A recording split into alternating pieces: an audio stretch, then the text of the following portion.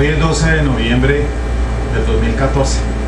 Mi nombre es Miguel José Escobar Jiménez, abogado de profesión y con especialización en Derecho Penal. Les había dicho que el pasado lunes 10 de este mes, noviembre, se inició el juicio oral en el que se juzga la conducta de una persona por un presunto delito sexual, actos sexuales abusivos en menor de 14 años. En el taller anterior sobre el asunto del juicio oral y concretamente del tema del interrogatorio y el contrainterrogatorio, había iniciado el taller refiriendo unos hechos, obviamente que mutando nombres para no comprometer a las personas que están incursos en esta investigación.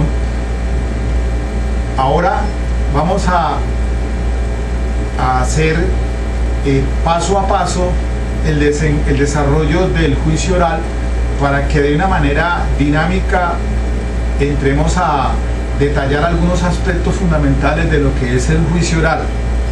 Voy a hacerlo en secuencias de por lo menos 45-50 minutos.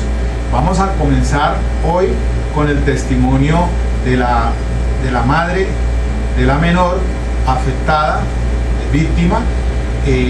Recordemos que habíamos dicho en el taller anterior que el imputado en este caso, el señor Julio Iglesias, la señora madre de la víctima, Elenita Vargas, y las menores hijas de la señora son NY y NN, que es la afectada.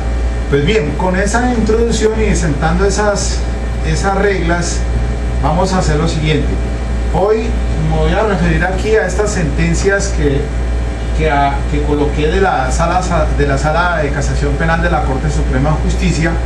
Primero el radicado 29-415 del año 2009, con ponencia del doctor Julio Enrique Socha Salamanca, que tiene que ver con el tema de la imparcialidad del juez.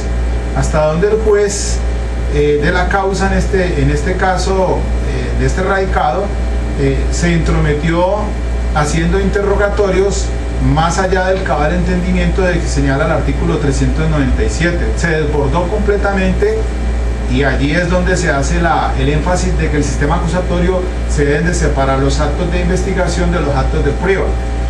El juez tiene su rol, el fiscal igual, la defensa, la víctima, etc.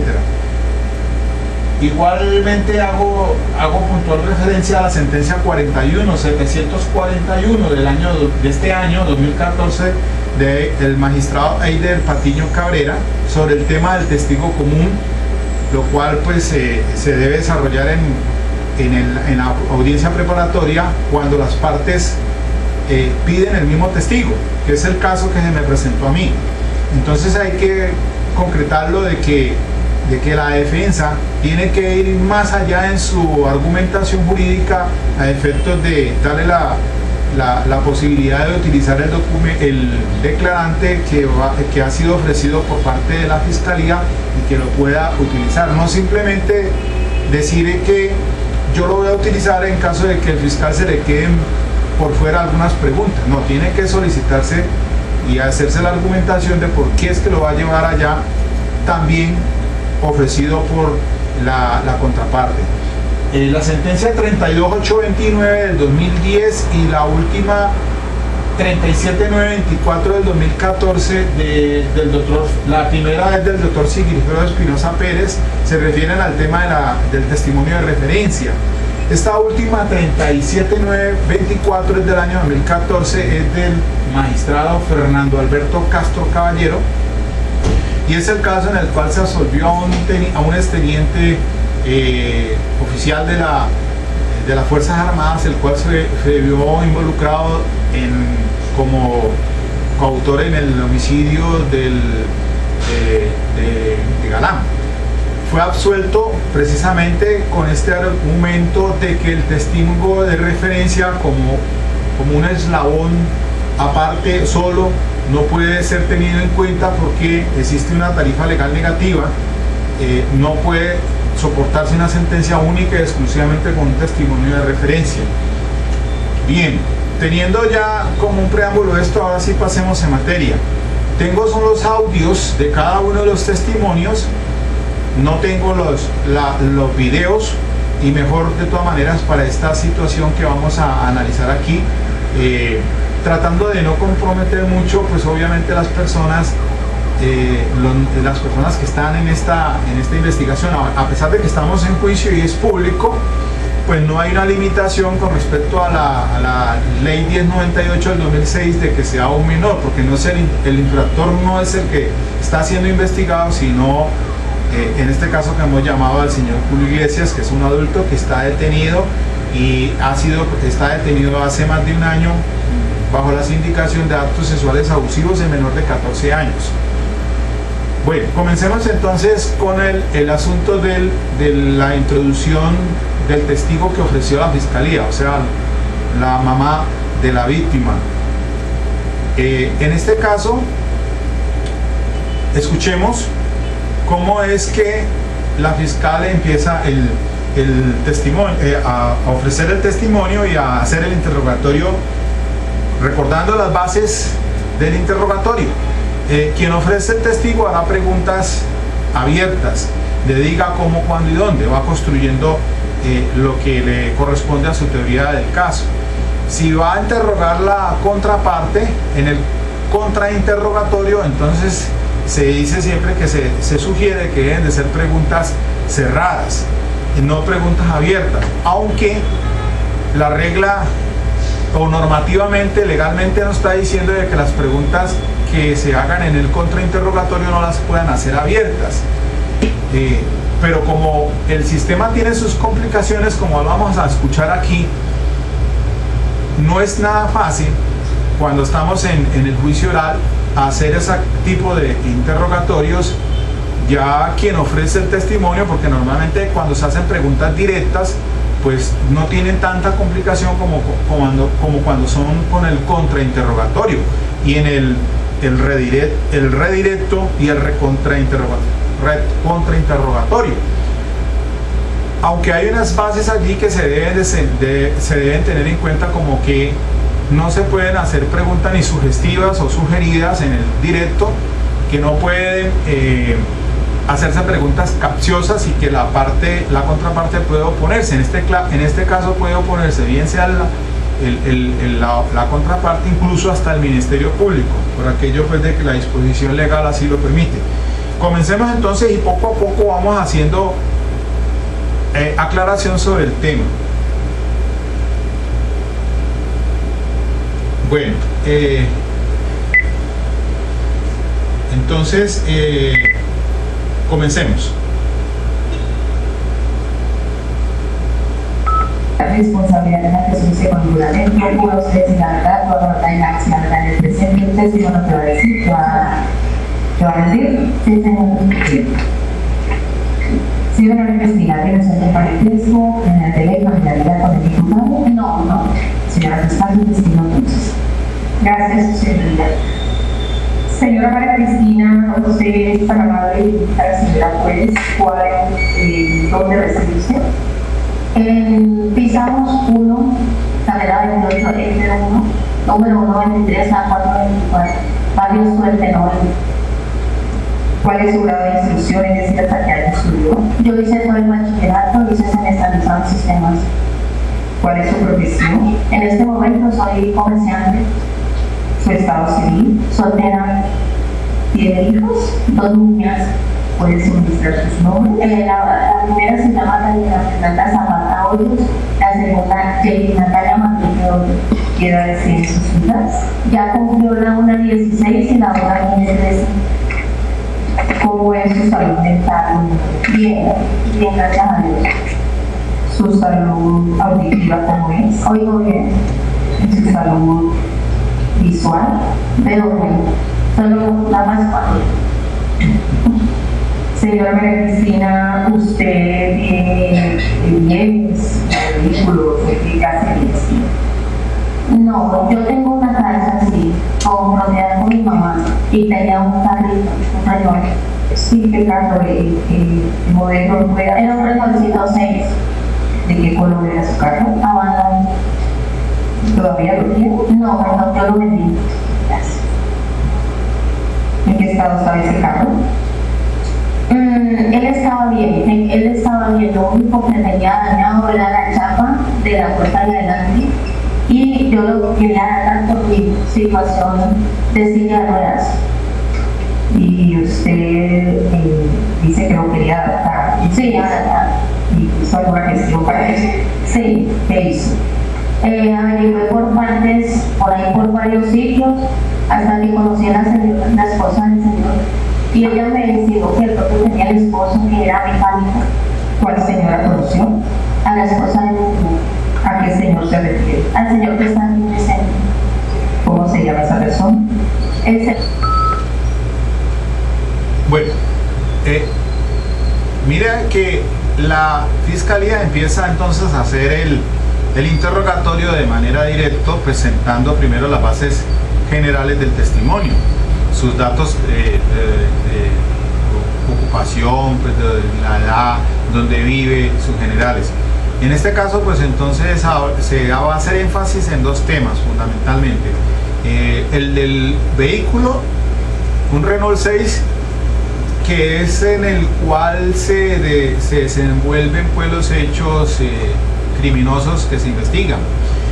Al interior de ese vehículo es que se suceden las cosas. Habíamos dicho que la madre de la menor contrata a una persona para que le arregle los pedales del carro, toda vez que el carro lo necesita ella para transportarse, pero no puede porque no tiene una discapacidad en movilidad, entonces necesita adaptarle unos pedales al carro. Contrata a esta persona quien es un soldador o dice ser mecánico, y entonces él entra en contacto, hacen su negociación de tipo laboral, y entonces empieza a hacerle los trabajos al vehículo que estaba estacionado al frente de la casa. Allí al interior del carro es que al parecer suceden los hechos que están siendo judicializados, y entonces tengamos en cuenta las circunstancias de tiempo, modo y lugar. Tiene el modo. Esa persona la que usted se refiere en qué parte de la sala está y cómo está vestido. Él está con una camisa de arañas con verdecito, el cuello verde. ¿Y está en qué sitio de la sala? Al lado del abogado, un defensor. Señoría, para que quede constancia entonces, si la persona que se refiere, la testigo, es precisamente al señor Carlos Alberto Rico Montiarit, acusado en este caso. Siguiendo entonces, señora, usted dice que le recomendaron al señor que conoce como el Montiarit. Sí, que él era entregado del Tolima, que no sé, que él sabía manejar mucho lo que era mecánico, porque él trabajaba con eso, él era soldador. Bueno, entonces una vez usted tuvo ese conocimiento de la recomendación, ¿qué hizo? Yo hablé con él, y hablé con él. Yo le dije que él me dijo que él con mucho gusto me arreglaba el carro, que él me hacía la adaptación y que no era ningún misterio, que eso él lo podía hacer con facilidad. ¿Acordaron un precio? Sí, lugar? Se acordaron 300.000 pesos, se fue la vez se le entregó una plata para que empezara con el trabajo. ¿Cuánto le entregó? Entregué 150. Esa negociación o ese contrato, ese compromiso que usted hace, lo hice veraz porque yo confié en él, porque me parece una persona correcta. ¿Y en qué fecha se puede decir a la señora Moniz cuándo ocurrió eso? Eso fue alguna fecha antes de mi cumpleaños, porque yo quería en ese mes poder darme el carro y poderlo manejar. ¿Qué fecha era su cumpleaños? El 18 de agosto. Dice que fue antes. Más o menos, más o menos el 8 creo, porque yo lo vi. Bueno, entonces usted dice que lo contrató, y específicamente ¿cuál fue el acuerdo? De que él me hacía la adaptación del carro. ¿Cuándo iba a hacer ese trabajo? En 15 días. ¿En dónde lo iba a hacer? En la casa, al frente de la casa, porque el carro no lo iba a mover bien, porque eso es lo que me di. ¿El carro dónde estaba? Al frente de mi casa. ¿De cuál casa? De donde yo vivo. ¿Con quién vive usted en esa casa? Dese cuenta entonces que la fiscal empieza a hacerle pues las preguntas, va construyendo más o menos la relación pues de cómo el señor lo contrata, por qué lo contrata, qué es lo que iba a hacer, cuánto costaba el trabajo, cuándo debía comenzar, más o menos los hechos. Entonces en este caso se introducen al juicio el interrogatorio con preguntas abiertas. Ahí no le sugiere nada, simplemente le va diciendo cuál fue el contrato, cuándo comenzaba, cuándo tal cosa, y así de esa manera entonces va armando para que se dé cuenta como en una secuencia, una historia de unos hechos. Con mi mamá en la parte de abajo y yo vivo arriba en el segundo piso con mis 2 niños. Gracias. Entonces usted dice que lo contrató para que en 15 días hiciese 300.000 pesos. ¿Se llevó a cabo el trabajo? No. ¿Por qué no se llevó a cabo? Porque él intentó hacer algo que no le había hecho. ¿Qué fue lo que intentó hacer? ¿De acuerdo? Por favor, narre a la señora Juez que fue Objeción, señora. no creo que impidió que no quedara a cabo el trabajo. Usted, señor profesor. Va a introducir un testimonio de referencia y yo me pongo a eso, porque es un comentario de otra persona que va a hacer, entonces... No, es el mismo comentario, es la misma persona que se señora, disculpe, no, señora abogado, una pregunta que ya está avanzando, yo estoy avanzando, yo referencia. Continuamos, entonces puede contestarla. Yo le dije a él que por favor hiciera, como eran 15 días, para que él hiciera ese arreglo, que lo hiciera un domingo. Él dijo, no se demora, en un domingo yo te puedo hacer ese arreglo de ese carro, yo eso no tiene ninguna consistencia, yo le arreglo, entonces yo dije, listo. Yo le entregué una plata porque iban a traer unos materiales y a comprar unas guayas para adaptar el carro, porque yo lo quería para el carro y estaba arreglado. Él dijo que sí, que me lo arreglaba, que me lo dieron de mano y me lo arreglaba. Entonces, en ese proceso, él sabía que yo trabajaba, que mi mamá trabajaba. Yo tengo una niña, la que cumplió los 15, la que tiene ahora 16, la que estaba con la menor. Y yo la dejaba sola, porque pues no hay problema de nada. Ellas se quedaban ahí en la casa. Entonces, ese día él vio cuando yo salí, porque él estaba en la esquina. Él estaba inclusive en la esquina porque le gusta, yo no sé, mantener por ahí. Él vio cuando el taxi llegó, yo me fui. Yo le dije a Daniela, yo te dejo hecho el arroz. La llamé y le dije, te dejo hecho el arroz, y hacía el resto y le serví el arroz a la niña. Yo me fui a trabajar porque yo tengo local, yo tenía que atenderlo.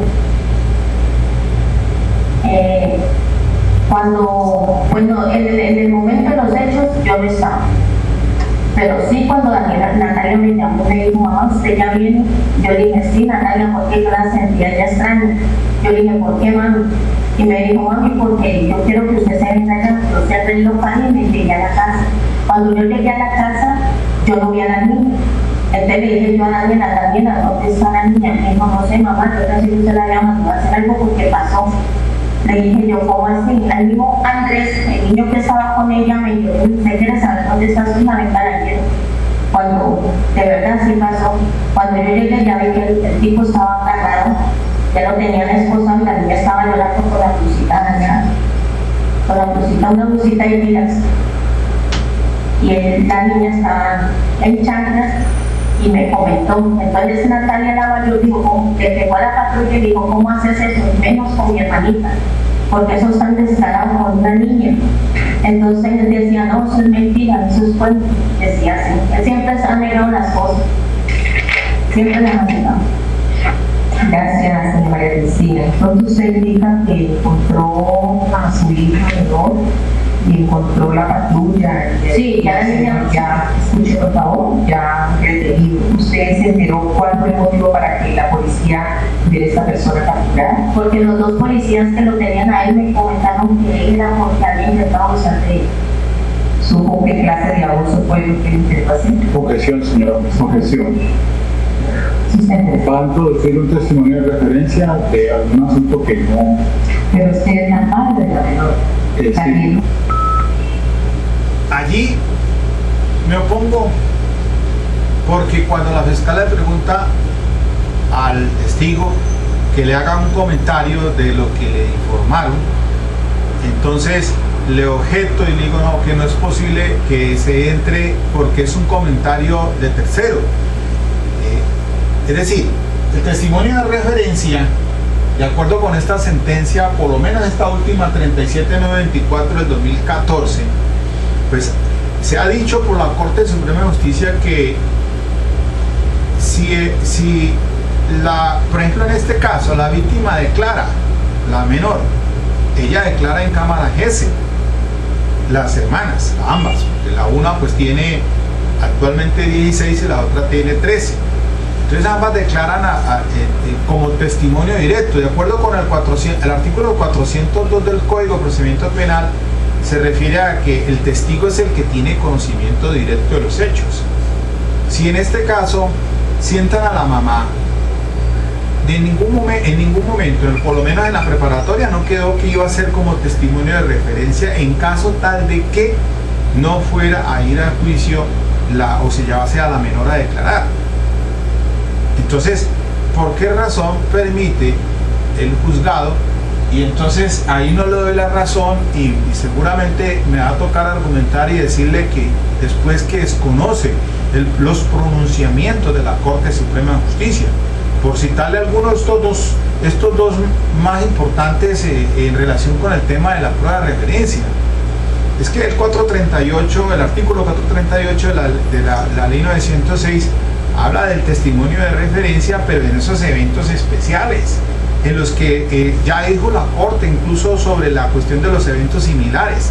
Eventos similares es cuando el testigo, por ejemplo, no puede ir a un juicio porque ya no se encontró, porque la Fiscalía hizo todos los esfuerzos para localizarlo.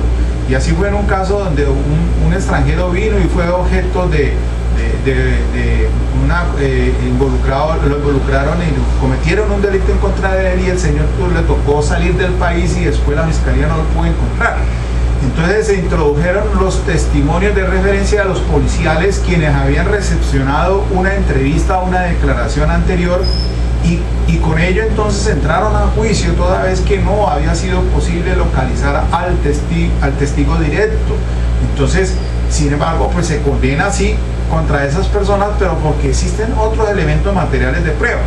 Existe en el Código Procedimiento, la ley 906 dice exactamente de que el testimonio de referencia es excepcional, que bajo el principio de mediación el juez tiene que tomarse su percepción de los hechos en relación con los testigos directos, no con los testigos indirectos o los de oídas.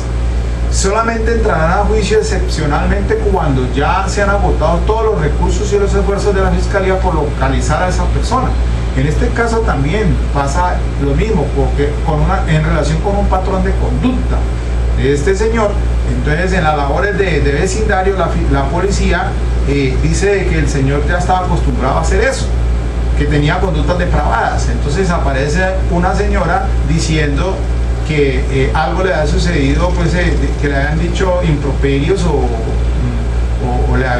esta persona le había hecho insinuaciones a esa menor, características pues de abuso pues comprometido en la parte de delito sexual, pero es un patrón de conducta. Entonces, si eso no entró a juicio porque en la audiencia preparatoria se discutió sobre ese tema.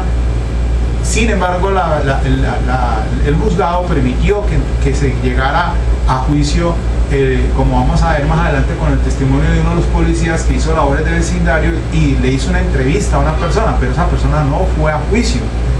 Por lo tanto, entonces me opuse siempre a que ese testimonio de ese policial es un testimonio de referencia, siempre y cuando la Fiscalía tiene que hacer todo lo pertinente para localizar al testigo que conoció directamente los hechos. Si no pudo hacerlo, ya eventualmente podría ir a juicio. Eso está pasando con estos delitos sexuales también, porque el 438 ya por la ley 1452 del año pasado permite que las entrevistas, el entrevistador forense le tome esas entrevistas a los menores para evitar que se revictimicen, y entonces pretenden que esto entre a juicio con los famosos entrevistas de perito, de psicólogo, y complementándolo con el otro arsenal probatorio. Pero en ese camino y en esa dirección vamos, de acuerdo al 438, entonces, de entrada a juicio, estos testimonios de referencia, y eso resulta bastante comprometedor, por lo menos para quienes hacemos la defensa. Sigamos entonces. ¿Sabe qué pasó su hija? No da lugar, señor Benito. Póntese por favor. Sí, el policía. Ahí el juzgado, a pesar de que hice la observación de que iba a introducir ese testimonio de oídas de lo que le dijo la menor, el juez dice, no importa, es que ella es la madre. Pero ¿cómo así? Si para eso entró en cámara Gesell el testimonio directo de la menor, ¿por qué razón permitimos entonces que entre lo de oídas? Dijo que era lo que había pasado, ya le pregunté a Natalia y Natalia me dijo, ese tipo me intentó tocar, mamá, él me tocó las piernas y la niña llorando me dijo lo que había hecho el tipo. Yo le dije, señora jueza, delante del testigo de los policías, yo le dije, lo que vos le hiciste a mi hija me la vas a pagar. Se lo dije. Gracias, señora. Usted manifiesta que la niña le dijo que la había tocado. Usted quiere ser más precisa, concretamente, ¿qué más? ¿Qué le tocó? Sí, pues yo sigo insistiendo. Por favor, no insista en las preguntas porque es la madre de la menor. Sí, pero la madre de la menor, entienda eso. Es la madre. Si es diferente un psicólogo, si es diferente, es diferente. Pero este lugar no es un profesor. Disculpe, pero es no una constancia, no al lugar. Es testimonio. Déjenos terminar la audiencia. Porque ella no tiene conocimiento directo. Fue la menor de edad. Sí, pero ¿qué tiene que ver? Es un testimonio de referencia.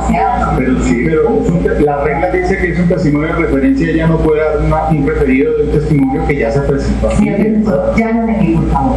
Continuemos. ¿Quién puede? Si toman una posición el operador judicial desconociendo las bases de la jurisprudencia, el desarrollo jurisprudencial, es decir, o es que yo realmente estoy desconociendo el desarrollo jurisprudencial o el juzgado no lo está haciendo, porque es que es evidente.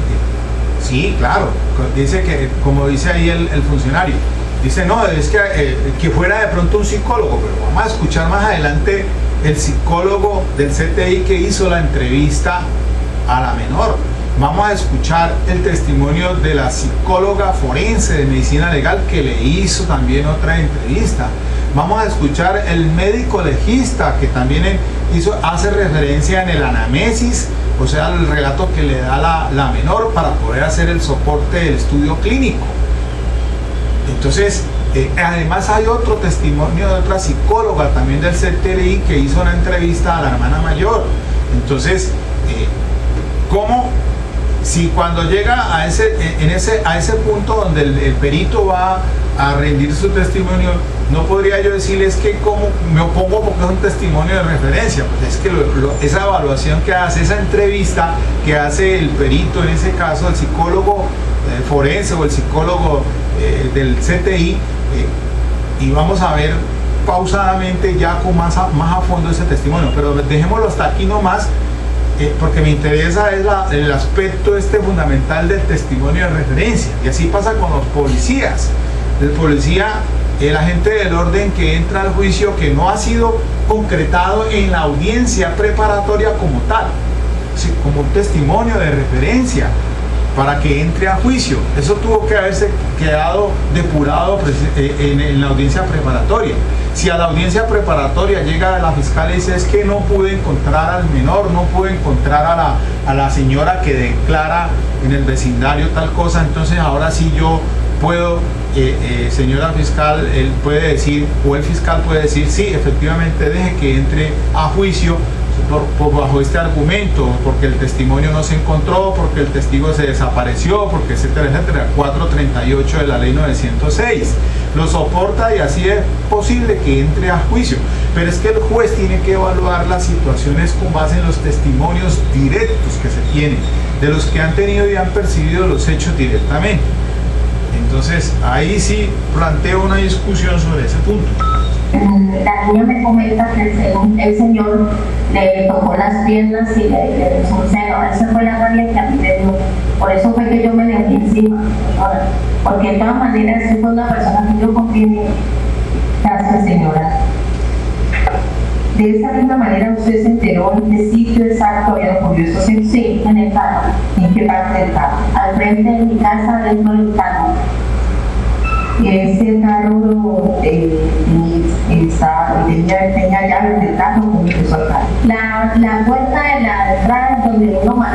donde uno se sienta, esa chapa está bañada, inclusive el dedo en la regla también, esa chapa. Porque el carro lo compré barato. Usted manifestó que la blusa de la niña estaba dañada. Sí. ¿Recuerda cómo estaba vestida? La niña estaba con una faldita de licra corta y una blusita a rayas seguidas.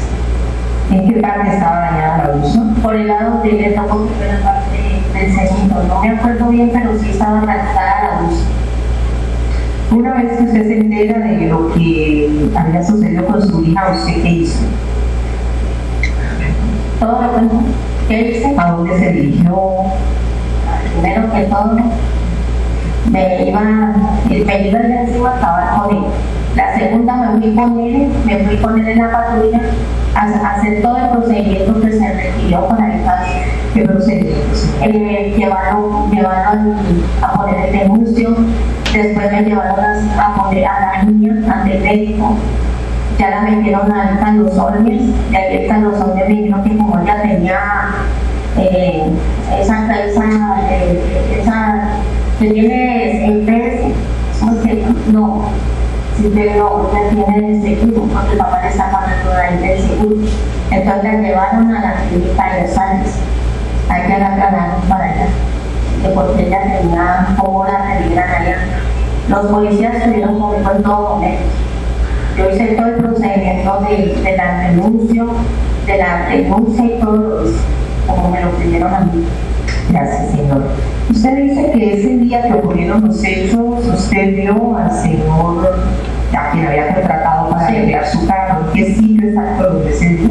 Él vivía por un lado a 2 cuadras de mi casa. ¿Y él estaba donde? Él estaba ahí por el lado de Champito. Él estaba ahí parado. ¿Recuerda qué hora era?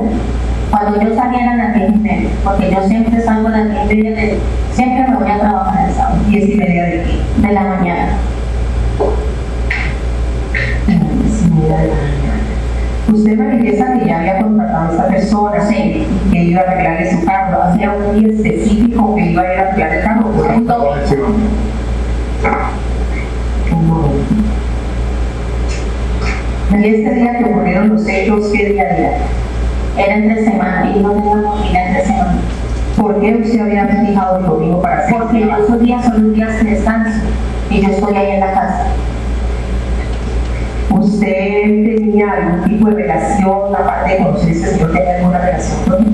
No, ¿Usted había tenido problemas con él? no, Aparte de la mecánica, ¿sabía qué otro oficio tenía ese ciudadano? no.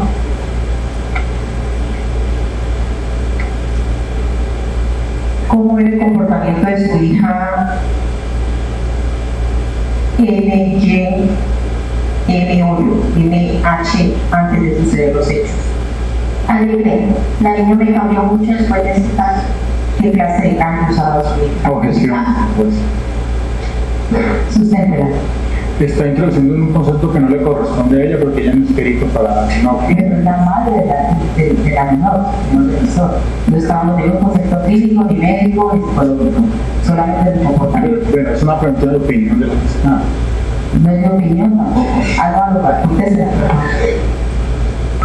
Ahí me opuse a esa pregunta, pues naturalmente porque cuando le preguntó pues cuál era, qué comportamientos, cuáles fueron los cambios que tenía la niña, pues para mí era una cuestión de valoración más de tipo de evaluación psicológica. Entonces ante eso pues me opuse y el funcionario pues dice que no, porque pues eso es de una cuestión que ella como madre pues puede saber.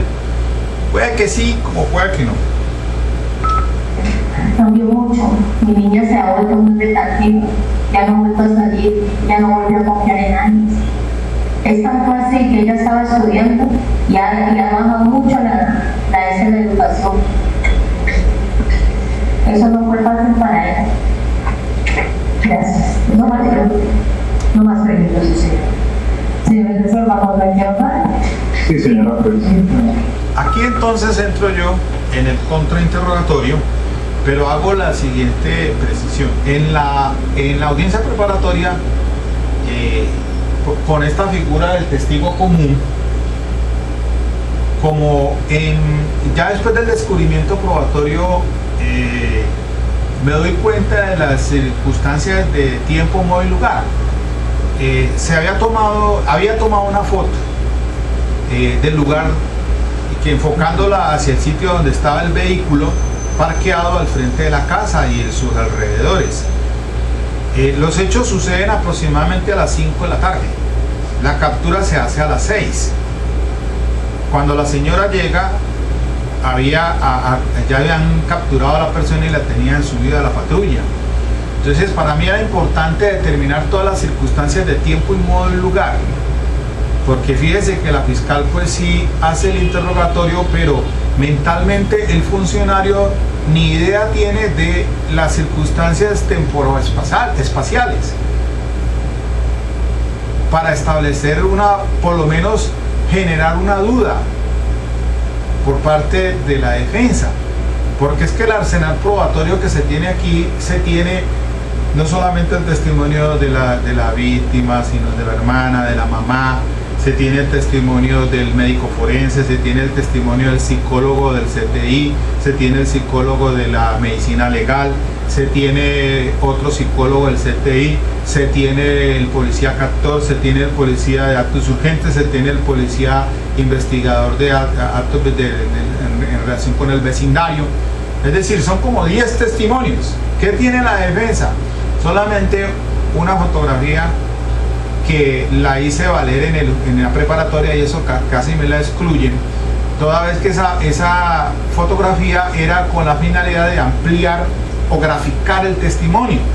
Eso no se necesita un testigo de acreditación. Entonces el Ministerio Público se opuso a ello y yo le dije al funcionario en su oportunidad en la preparatoria de que la fotografía en la que aparece el vehículo y el inmueble y el entorno es para permitir que graficara el testimonio. Es como cuando el testigo entra al juicio y lo que se hacía antiguamente de que se le a mano alzada hacía un plano. Eso es parte del testimonio. Entonces, con esa finalidad entró una fotografía, como vamos a ver ahora más adelante, que la utilizo en el interrogatorio directo. Lo que pasa es que en este caso la testigo la ofreció la fiscalía. Entonces la pedí yo también como un testigo para hacerle preguntas de manera directa en relación con esa fotografía que había hecho, que había tomado. Sin embargo, el juzgado dijo, si entra el testimonio de la víctima, me dice a mí, a la defensa, y usted hará el debido el contrainterrogatorio. Es decir, no entre como un testimonio directo de parte suya, sino que en el contrainterrogatorio usted puede absolver los interrogantes que se tiene y utiliza la foto. De todas maneras, lo que se dio aquí en el juicio fue algo diferente. Entonces, la juez toma la decisión, cuando yo hago el contrainterrogatorio, entonces hace algo inusual. Es una intervención tomando partido en relación con el fiscal, porque la fiscalía fue es la que debió haberse opuesto a esa pregunta que estaba haciendo yo de manera no convencional, porque como van a escuchar en este contrainterrogatorio, traté de utilizar la fotografía para hacerle las preguntas. Sin embargo, la juez dice que no lo haga allí, sino cuando yo lo tenga de manera directa, que de todas maneras interviene, porque a pesar de que el fiscal no hizo ninguna objeción.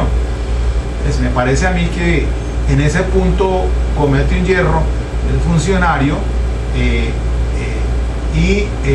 sin embargo pues sigue avanzándose más adelante, cuando ya el testigo lo cojo yo de manera directa, facilitándome la tarea para empezar a hacer un interrogatorio en relación con el tema vehículo, el entorno, y establecer circunstancias temporoespaciales que me van a servir a mí para determinar la probabilidad o no de que eso hubiera sucedido así como lo cuenta la menor. Que irónicamente después termino antes haciéndole preguntas a la testigo, introduciendo como algo, como un testimonio de oídas o de referencia, porque ya me tocó valerme de eso que ella estaba diciendo para después, más adelante, lo tenga que utilizar en el alegato de conclusión. Sigamos.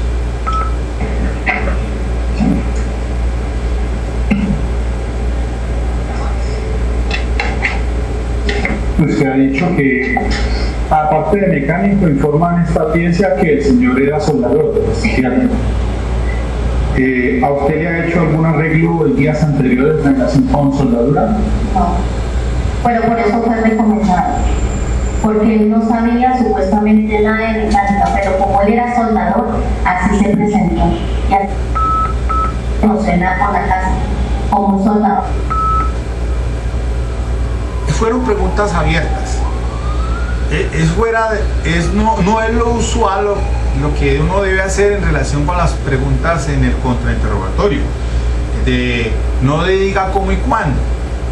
Pero ante la situación que se estaba presentando, pues me vi obligado a hacerlo para clarificar más, porque tenía el convencimiento de que la fiscal, el funcionario judicial no me iba a permitir a mí más adelante el testimonio de manera directa. Entonces empecé a hacerlo de esa manera, como tratando pues de clarificar algunos aspectos que se le habían faltado de pronto a la fiscalía, porque allí es donde la regla le dicen a uno normalmente en los seminarios que no pregunte si usted no sabe la respuesta, que en el contrainterrogatorio no pueden ser preguntas abiertas sino cerradas, donde en el contrainterrogatorio la defensa es el que introduce o coloca los hechos en la pregunta, y que el testigo solamente debe responder sí o no. Algunas se pueden hacer así, pero hay otras que se le salen a uno y tiene que hacerla de manera directa. No es nada fácil, esto es complicado, lo reconozco. La mayoría de los abogados aquí pataleamos en este asunto. Casi es el 80%, si no es el 100%.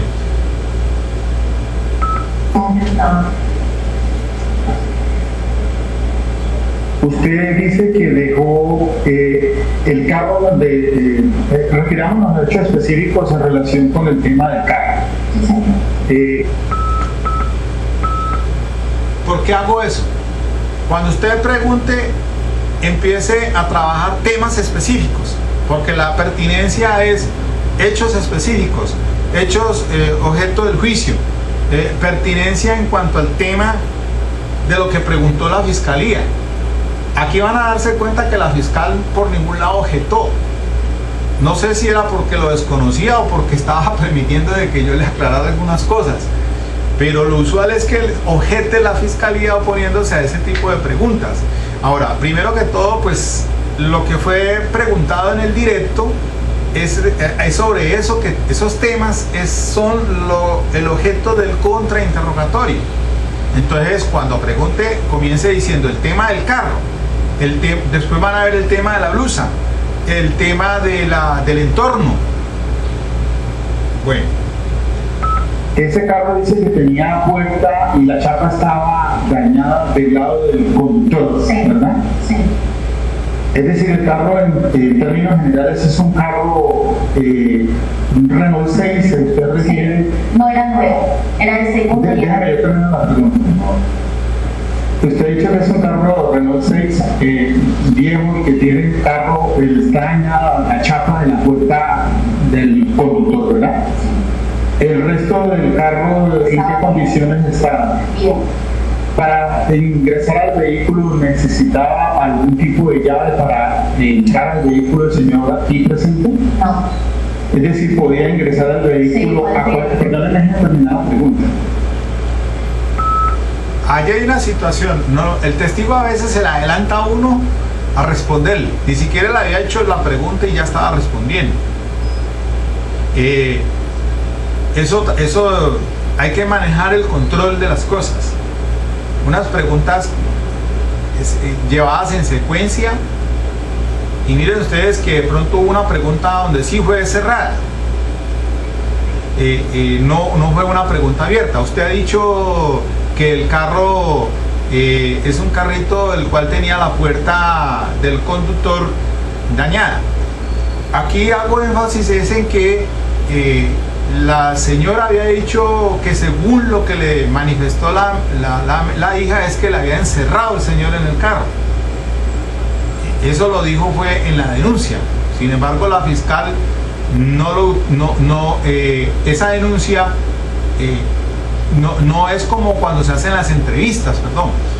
En la entrevista no lo dijo del encierro, lo cual sí me parecía muy importante para después decirle a la declarante para utilizar esa entrevista con dos finalidades, ¿no? Una es para refrescar memoria y otra es para impugnar credibilidad, pero si quería sentar las bases es para que me dijera cuáles eran las condiciones del carro, para ver si el carro tenía las puertas, necesitaba el señor subirse al vehículo pidiendo las llaves para poder entrar, o si él las puertas se abrían así porque es un carro antiguo y no tenía seguridad, si la menor en algún momento estando en el interior él no la dejaba salir.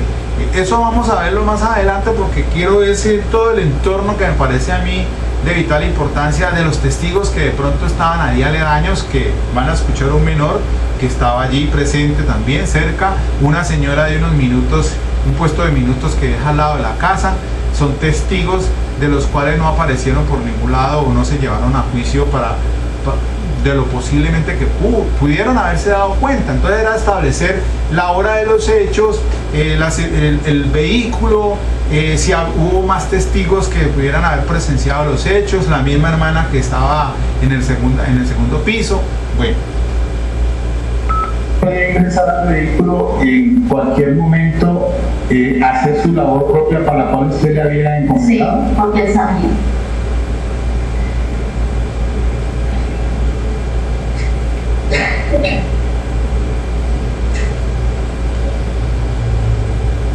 ¿En algún momento usted recuerda precisamente qué fue lo que le dijo su hija concretamente ya con estos hechos? Vuelvo y le cuento. Allí debía ponerse la fiscal diciendo que eso era un testimonio de referencia. Lo que yo al principio alegaba, ya en esta situación en que me vi, era necesario hacer énfasis en eso, de lo que le había dicho la hija, porque tenía que utilizarlo. Entonces, irónicamente, lo que al principio me opuse, ahora me tocaba era utilizarlo. Parte específica de lo que le comentó ella, concretamente, recuérdenos. De que él llegó azotando las puertas, llegó azotando el carro y ella inclusive le dijo a Daniela, mami, Daniela, ese señor está allá abajo y no tiene por qué estar ahí. Se supone que él tenía que arreglar el carro el domingo. Entonces le dijo a Daniela, déjelo que él seguro va a hacer alguna cosa, porque el carro podía abrirse. Entonces, por eso fue que cuando ella baja... Aquí es importante eso, porque el señor se sube al vehículo es para colocarle unas varillas o tomar distancia de los pedales en los cuales la señora lo había contratado. Si bien es cierto, de pronto el domingo tenía que ir a hacer el trabajo, pero no le impedía para que el señor entrara al carro a tomar las medidas, y así lo va a decir la señora más adelante cuando se refiere a que encontró la varilla y las herramientas de trabajo del señor. O sea, no era que necesariamente el señor única y exclusivamente tenía que ir el domingo a hacer ese trabajo, sino que él también podía entrar al vehículo para poder empezar a tomar las medidas. Que como entró al vehículo no tenía llaves, porque el carro no tenía ningún sistema de seguridad. Por eso la hermana mayor le dice, no, deje que el señor está haciendo algo allí. La menor seguramente dice que es que azotó la puerta del carro y entonces iba a bajar a llamar a la mamá para decirle pues que el señor estaba allí. Sin embargo, la hermana mayor le dice, no, el carro, déjelo que el señor está haciendo ahí, debe estar algo haciendo ahí en el carro, tomando algún asunto referido al mismo caso. Si el señor estaba ahí fue cuando pasaron los hechos. Pero usted en la respuesta anterior nos dijo que él podía entrar a cualquier hora, en cualquier día. Usted nos ha dicho aquí que él podía ingresar al vehículo en cualquier momento, ¿verdad? No, ¿sí o no? En cualquier momento podía. ¿Sí o no?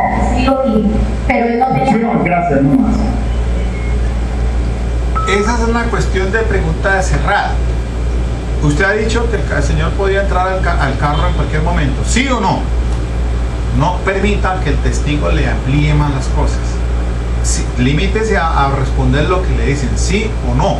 Ese es el tipo de pregunta cerrada. Sí, el señor. En este caso el señor podía subirse al carro, no era que tenía que hacerlo solamente el domingo, pero bueno. Limítese a responder la pregunta. Sí, señor. Para que solamente yo le pregunto y usted me dice sí o no. Sí, señor. En algunas preguntas que le pueda hacer, usted me las puede ampliar, por favor. Usted también habla aquí el tema de la blusa, que estaba rota. Este tema de la blusa sí que es importante, porque es que voy a hacer énfasis en ella debido a que esa evidencia física nunca fue recogida por la fiscalía. Esa evidencia física, a ella se refiere de que posiblemente le había roto la blusa, pero esa evidencia física nunca entró ni ingresó en la investigación, no fue embalada, ni rotulada, ni recogida, ni fijada. La fiscalía nunca, a través de sus investigadores, la recogieron. Evidencia de vital importancia para determinar y respaldar la presunta agresión. Esa es pieza fundamental también, como vamos a ver más adelante. ¿Qué pasó con esa evidencia, por favor? Si usted le entregó a la fiscalía esa evidencia. Esa blusa quedó ahí en el médico. Esa blusa quedó ahí, porque eso la cogieron los médicos. No se supo que se hizo la blusa, pero eso quedó ahí como evidencia. Eso quedó ahí.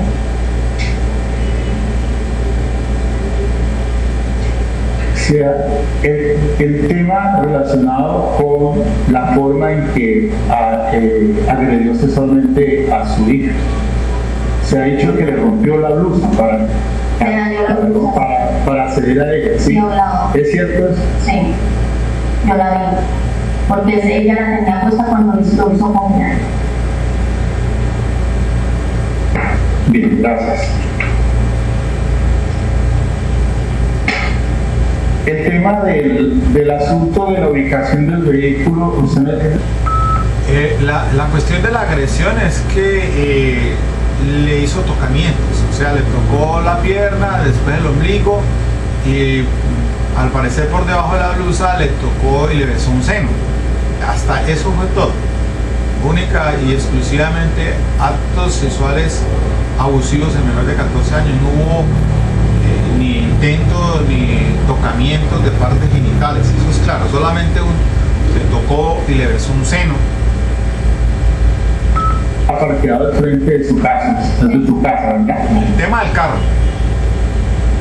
Y que su casa es una casa, dicho, en la cual en la primera vive su mamá y usted residía en la segunda. Usted residía en la segunda con sus dos hijas, ¿verdad? Y entonces usted también ha dicho que su hija mayor, la que tiene ahora 16 años, era la que se encargaba de atender a su hija porque efectivamente pues, ese día le diera el almuerzo, ¿verdad? Sí, ya estudia.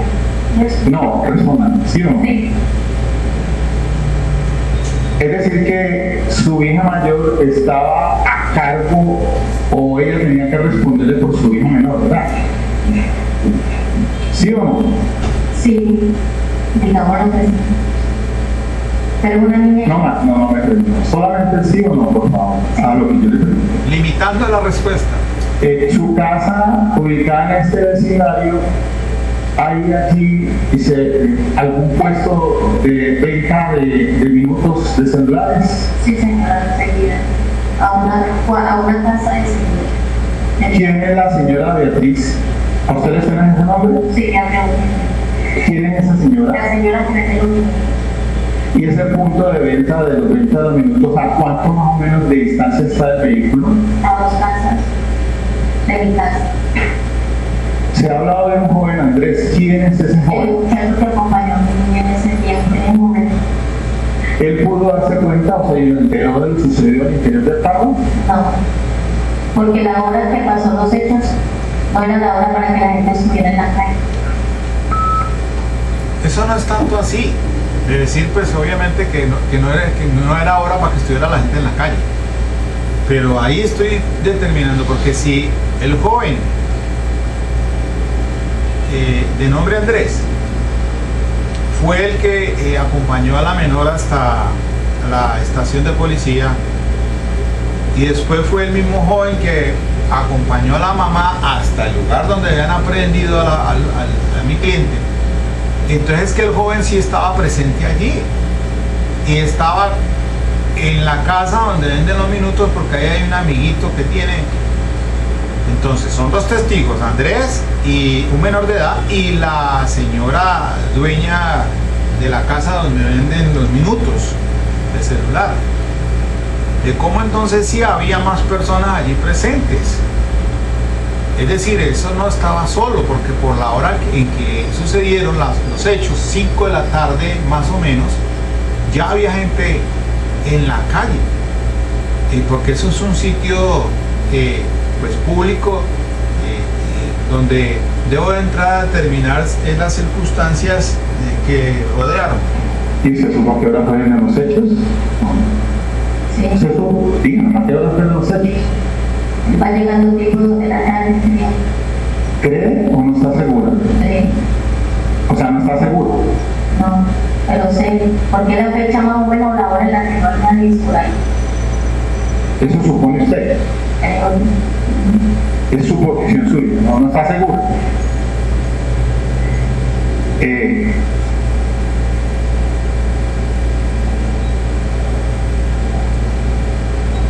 Si usted tuviera la oportunidad de ilustrarse a través de una fotografía en la cual aparezca el vehículo, estaría en capacidad de reconocerlo.